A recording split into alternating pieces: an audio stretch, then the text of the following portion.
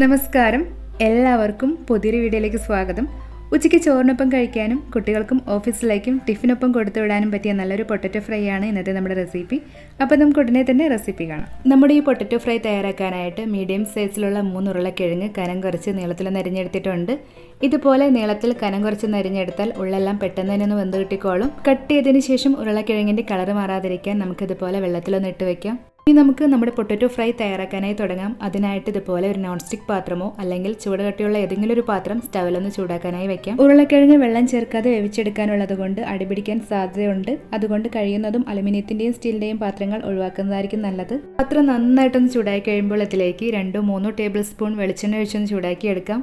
വെളിച്ചെണ്ണയ്ക്ക് പകരമായിട്ട് ഏതെങ്കിലും vegetable oil ഉപയോഗിച്ചാലും മതി. വെളിച്ചെണ്ണ നന്നായിട്ടൊന്ന് ചൂടായി കഴിയുമ്പോൾ ഇതിലേക്ക് 1/2 ടീസ്പൂൺ കടുകിട്ടൊന്ന് പൊട്ടിച്ചെടുക്കാം.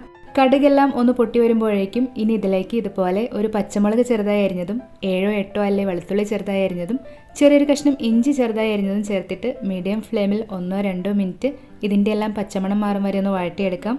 ഇതെല്ലാം ഒന്ന് ചതച്ച് ചേർത്താലും മതിയാവും. എല്ലാത്തിൻ്റെയും പച്ചമണം ഒന്ന് മാറിക്കഴിയുമ്പോൾ ഇനി ഇതിലേക്ക് ഇതുപോലെ ഒരു സവാള ചെറുതായി നീളത്തിൽ അരിഞ്ഞത് ചേർത്ത് കൊടുക്കാം. സവാള ചേർത്തിട്ട് ഫ്ലെയിം കുറച്ചൊന്ന് കൂട്ടി വെച്ച് 2-3 മിനിറ്റ് നന്നായി വഴറ്റി സവാള നന്നായി സോഫ്റ്റായി കളർ ഇതുപോലെ ഒരു ലൈറ്റ് ബ്രൗൺ നിറമായി കഴിയുമ്പോൾ ഇനി ഇതിലേക്ക് നമുക്ക് മസാലപ്പൊടികൾ ചേർത്ത് കൊടുക്കാം. ആദ്യം തന്നെ 1/2 ടീസ്പൂൺ മല്ലിപ്പൊടി ചേർത്ത് കൊടുക്കാം. കൂടെ തന്നെ 1/2 ടീസ്പൂൺ മുളക് പൊടിയും ഒപ്പം തന്നെ 1/4 ടീസ്പൂൺ മഞ്ഞൾപ്പൊടിയും കൂടി ചേർക്കുന്നുണ്ട്. ഇനി ഇതിലേക്ക് ചേർക്കുന്നത് 1/2 ടീസ്പൂൺ ചിക്കൻ മസാലയാണ്. ചിക്കൻ മസാല ഇല്ലെങ്കിൽ അതിന് പകരമായിട്ട് ഗരം മസാല ചേർക്കാവുന്നതാണ്. എന്നാലും ചിക്കൻ മസാല തന്നെയായിരിക്കും കൂടുതൽ ടേസ്റ്റ്. കൂടെ തന്നെ ഒരു 1/4 ടീസ്പൂൺ ഗരം മസാല കൂടി ചേർത്തിട്ട് ഫ്ലെയിം ഒന്ന് കുറച്ച് വെച്ച് 1-2 മിനിറ്റ് മസാലകളുടെ എല്ലാം പച്ചമണം മാറാനായിട്ടൊന്ന് വഴറ്റിയെടുക്കാം. മസാലകളുടെ പച്ചമണം എല്ലാം ഒന്ന് മാറിക്കഴിയുമ്പോൾ ഇനി ഇതിലേക്ക് നമുക്ക് കട്ട് ചെയ്ത് ക്ലീൻ ചെയ്ത് വെച്ചിരിക്കുന്ന ഉരുളക്കിഴങ്ങ് ചേർത്ത് കൊടുക്കാം. ഉരുളക്കിഴങ്ങ് ചേർത്തിട്ട് മസാലയെല്ലാം ഉരുളക്കിഴങ്ങിൻ്റെ എല്ലായിടത്തേക്കും ഒരേപോലെ അകത്തൊക്കെ വിധത്തിൽ നന്നായിട്ടൊന്ന് ഇളക്കി യോജിപ്പിച്ചെടുക്കാം. നമ്മൾ ഇതിലേക്ക് ഇതുവരെ ഉപ്പ് ചേർത്തിട്ടില്ല. ഉരുളക്കിഴങ്ങിലേക്ക് നന്നായിട്ടൊന്ന് പിടിച്ചു കിട്ടാനായിട്ട് ഉപ്പ് നമുക്ക് ഈ സമയം ചേർത്ത് കൊടുക്കാം. ഒരു 1/4 ടീസ്പൂൺ ഉപ്പാണ് ചേർക്കുന്നത്. ഉപ്പ് ചേർത്തിട്ട് വീണ്ടും എല്ലായിടത്തേക്കും നന്നായിട്ടൊന്ന് ഇളക്കി യോജിപ്പിച്ചെടുക്കാം.